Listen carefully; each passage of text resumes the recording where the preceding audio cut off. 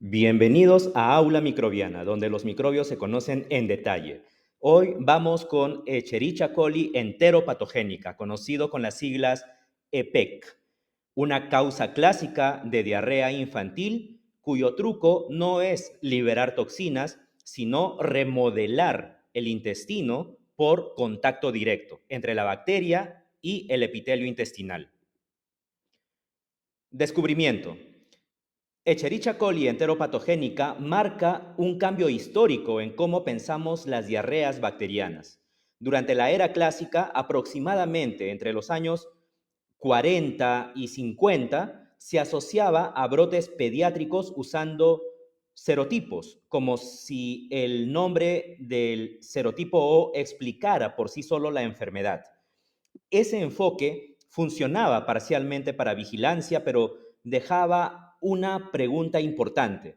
¿Por qué algunas Escherichia coli del mismo aspecto causaban diarrea y otras eran simples comensales? Entonces, en la era moderna se reordena esta lógica, en el sentido de que Escherichia coli enteropatogénica se define ya por su arsenal genético y su mecanismo, no solo por la serología. En la práctica, el diagnóstico actual ya no se sostiene en parece Escherichia coli enteropatogénica, entre comillas, sino en demostrar genes y factores de virulencia específicos. Entonces, el punto clínico es directo. Si nos quedamos en métodos antiguos, subdiagnosticaríamos o sobrediagnosticaríamos. Escherichia coli enteropatogénica enseña en realidad que la diarrea puede ocurrir sin toxinas clásicas y que el determinante real es cómo la bacteria actúa o interactúa con el epitelio intestinal, con el enterocito, de manera específica. Morfológicamente, Escherichia coli enteropatogénica es un bacilo gram negativo indistinguible de muchas Escherichia coli intestinales. El disfraz de comensal, entre comillas, disfraz de comensal, es precisamente el problema, en el sentido de que la tinción de Gram y el cultivo básico no nos dicen si estamos frente a un patotipo diarrogénico. La diferencia real está en su equipamiento molecular, y aquí es donde conviene separar dos escenarios. La Escherichia coli enteropatogénica típica, con las siglas TEPEC, que suele portar el plásmido llamado EAF, por las siglas factor de adherencia de Escherichia coli, que codifica estructuras de adhesión inicial, incluyendo los piliformadores de ACEs, con las siglas BFP, y son responsables de microcolonias y adherencia localizada.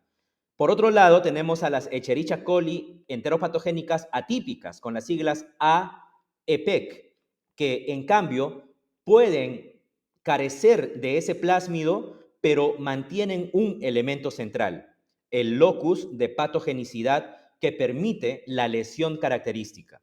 Ahora, en ambos casos, lo que clínicamente importa es que la bacteria viene preparada para adherirse y manipular la célula huésped. Por eso, ver Escherichia coli o saber que tenemos Escherichia coli ahí en heces no equivale a necesariamente explicar diarrea. Factores de virulencia. El núcleo de la virulencia de Escherichia coli enteropatogénica está en una isla genética llamada LEE, de las siglas locus de borramiento del enterocito, que codifica la maquinaria necesaria para crear la lesión típica.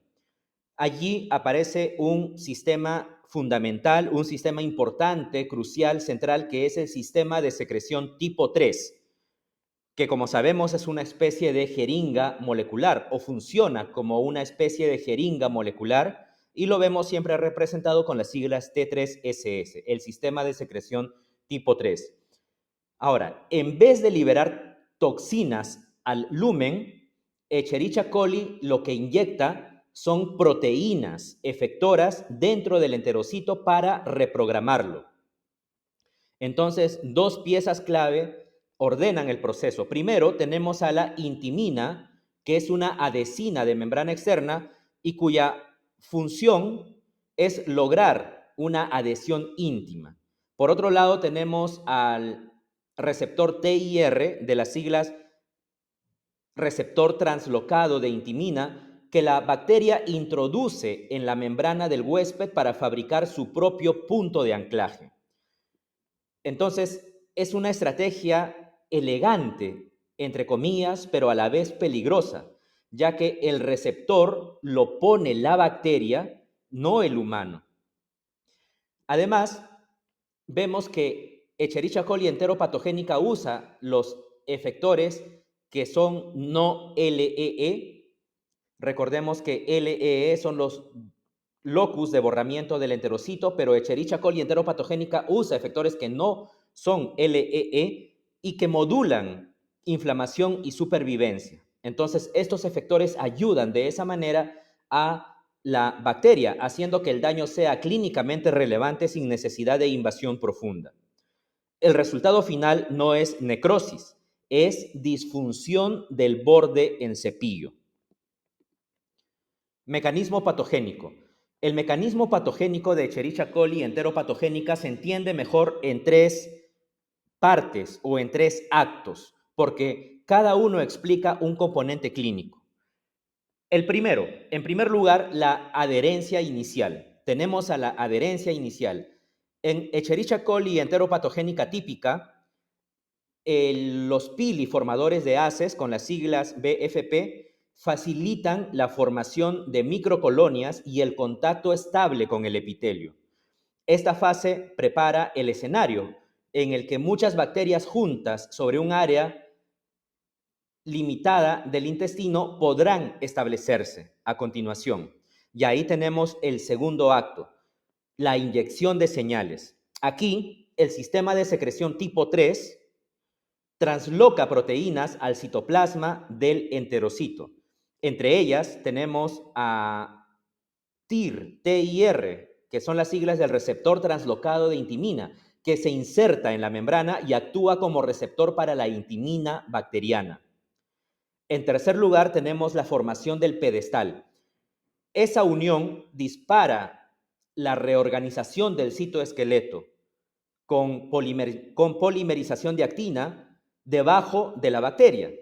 Entonces, vemos que nos vamos a enfrentar a un borramiento de microvellosidades y como consecuencia tendremos la pérdida de la superficie de absorción y por lo tanto también tendremos una diarrea por mala absorción, ya que la superficie de los enterocitos, en otras palabras, ha sido borrada, ha sido anulada, de tal manera que no puede absorber agua y electrolitos, de tal manera tenemos la diarrea por mala absorción. Por eso, la clínica en esta enfermedad es predominantemente acuosa y el riesgo principal es la deshidratación, no la disentería, porque no tenemos sangrado. Lo que tenemos fundamentalmente es deshidratación, pérdida de agua, pérdida de electrolitos por mala absorción. No hay absorción de estos componentes. Respuesta inmune. La respuesta inmune frente a Escherichia coli enteropatogénica es una guerra de señales, en donde el huésped intenta detectar y reclutar defensas mientras la bacteria amortigua esa alarma. El epitelio intestinal reconoce componentes bacterianos y activa vías como la vía del factor nuclear kappa beta, NFK beta, kappa B, factor nuclear kappa B, promoviendo la liberación de quimiosinas, en especial la interleucina 8 y L8, cuyo efecto práctico es reclutar neutrófilos hacia la mucosa. Sin embargo, Escherichia coli enteropatogénica no busca inflamación explosiva. Le conviene en realidad persistir lo suficiente para dañar solamente el borde en cepillo. Por eso, varios efectores bacterianos no LEE interfieren con la señalización inflamatoria, reduciendo la intensidad del reclutamiento y modulando la respuesta. Entonces, el resultado es clínicamente coherente, ¿correcto? En el sentido de que una inflamación más silenciosa, sin destrucción masiva del tejido, es lo que se va a observar, pero con disfunción marcada de absorción.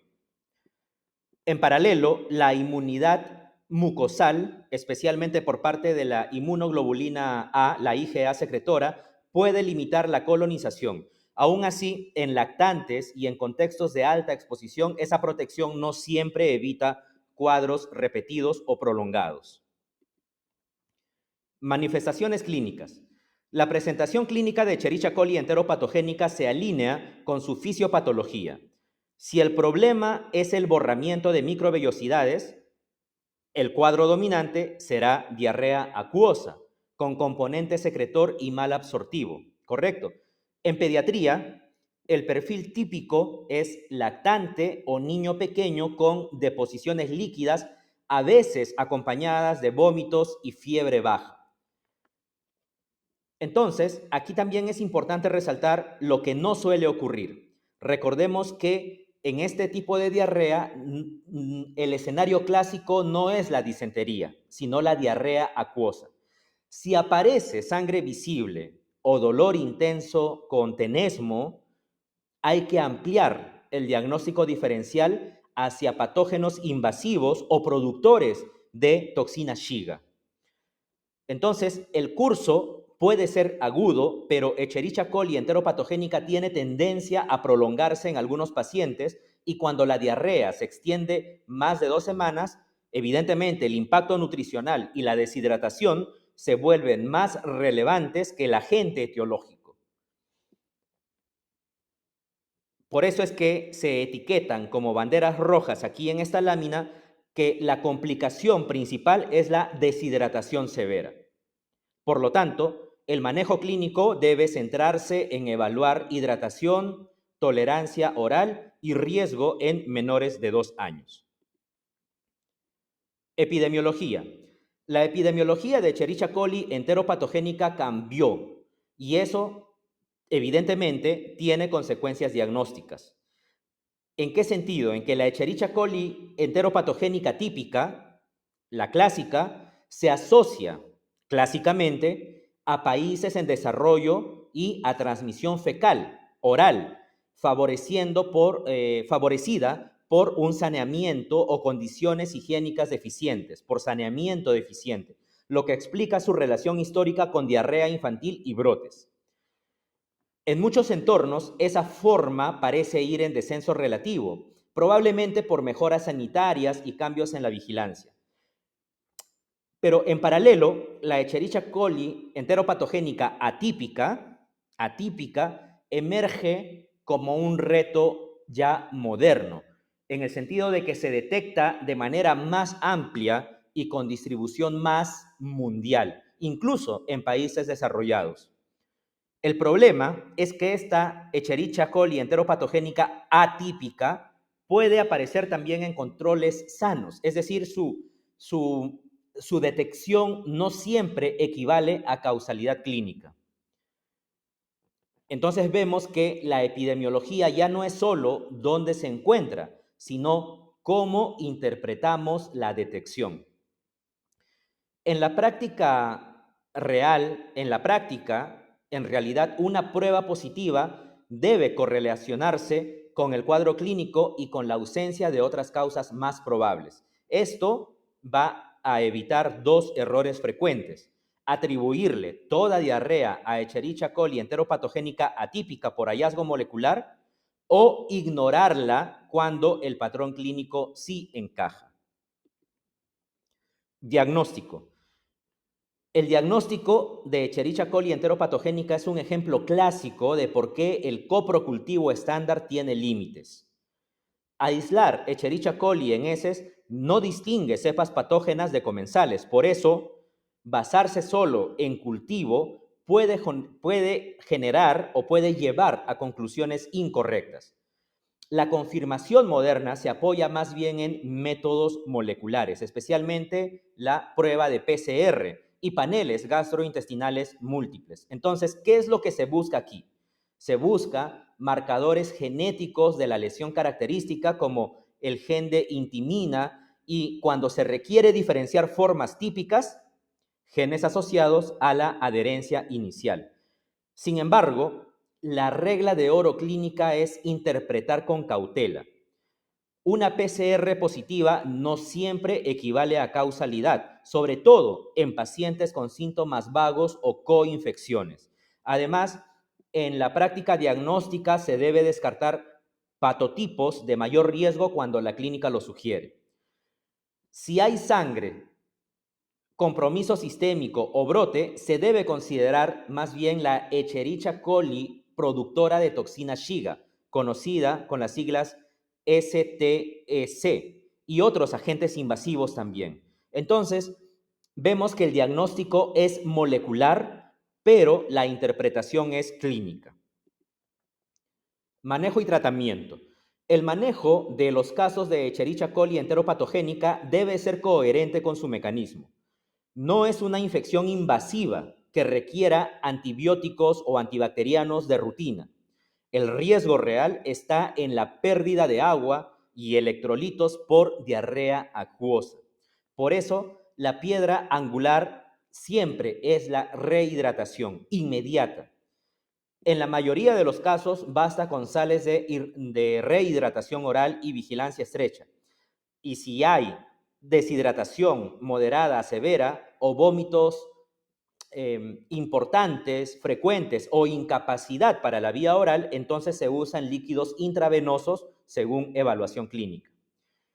Vemos también que en el segundo pilar encontramos al zinc en casos de pediatría, especialmente en menores de 5 años, porque puede reducir duración y severidad del episodio diarreico en escenarios donde la deficiencia es frecuente.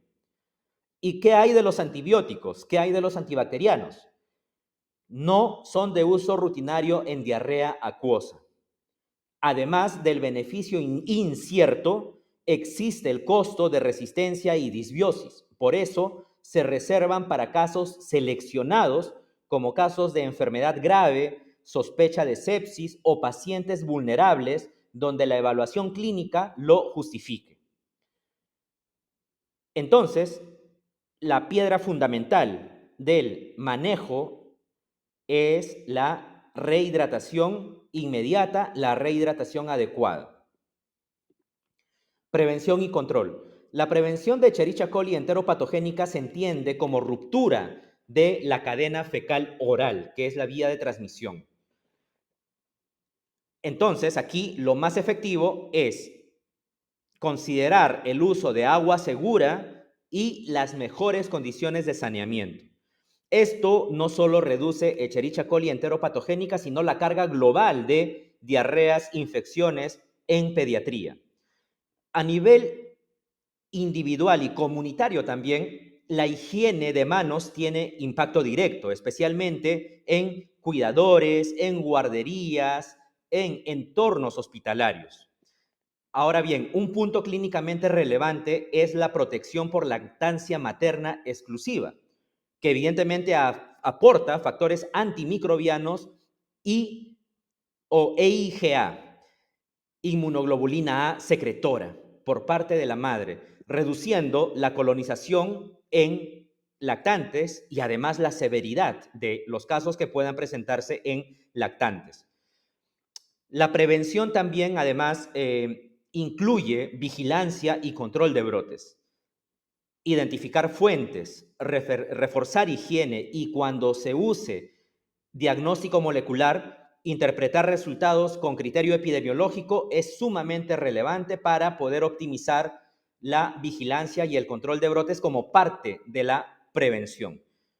Finalmente, también vemos aquí un componente moderno, el uso prudente de los antibióticos, el uso prudente de los antimicrobianos, ya que evitar el uso de estos fármacos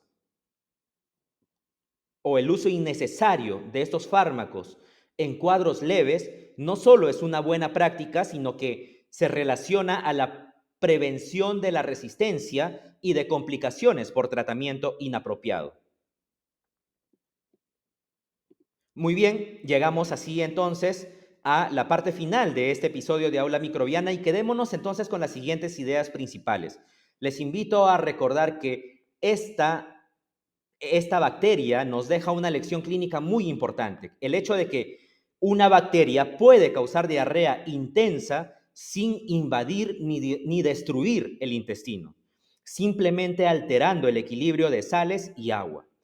Por ello, su sello es la diarrea acuosa y su riesgo principal es la deshidratación. Llegamos así a la parte final de este episodio de Aula Microbiana, donde los microbios se conocen en detalle. Si te gustó este video, dale like, deja tus comentarios o tus preguntas y no te olvides de compartirlo con tus compañeros y tus colegas. Y además no olvides de suscribirte a este canal para que tengas conocimiento de los próximos videos. Hasta el próximo patógeno.